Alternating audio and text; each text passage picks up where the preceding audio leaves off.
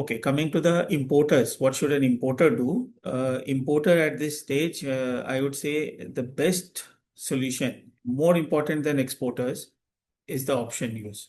You can use plain vanilla range forward or Seagull. Seagull option will protect you, let's say, from the current level of 96. On the upper side, you can take 99, 900. You are protected on the upper side. If rupee moves down to 94, 93, 92, you get the benefit. So that is an option which is ideal. Depending on the tenor, you can choose the strikes. If your tenor is very short, you can choose up to 98, you are protected and benefit till 93 half. If your tenor is a little longer, you can choose up to 100, you are protected and you benefit till 92, something like that. So it depends on the tenor and your cost, etc.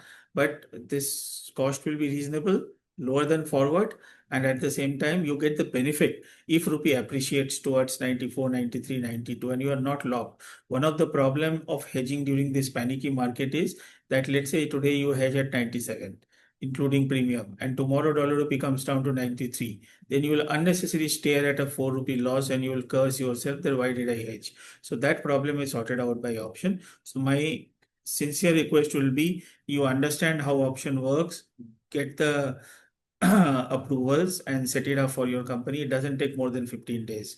Or in some company has done it in 7 days also. So all you require is a policy and a few other things. And understanding is very important. So I would really suggest you should get the options. Now, what we have covered export and import. Now coming to the loan. If you look at, if you have a ECB sanction right now, ECB, then if you look at the hedge cost, because the MIFOR has gone up significantly, and when you look at the fully hedge cost with the cross currency swap, then you will find that your cost is very high. So then what is the solution? Most of the many companies, large NBFCs and large corporates, what they are doing is they are making it a floating. After hedging into a CCS, you convert this into a floating and link it to either a 3-month OIS or a 3-month MIBOR or a 1-year OIS or 1-year MIBOR, so that your interest costs are lower.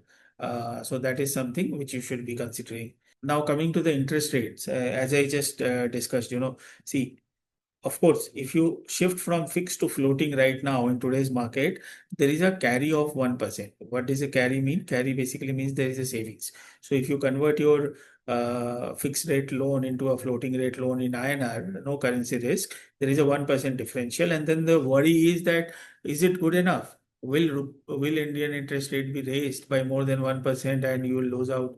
So that is a question which you have to uh, so there the issue is that whatever the inflation is there, India's inflation is on the higher side. As you have seen that WPI has come to 8.3%, which means very soon the CPI will be higher. And because the price of petrochem, gas, freight, everything is going up, inflation is bound to come not just to India, but globally. So if the inflation comes, there will be a tendency for a rate hike. But at the same time, slow growth is also likely to come to India. So if the growth is slow and consumption is slow and inflation is high, that also is a supply side inflation. RBI will be in a dilemma how to handle the stagflation.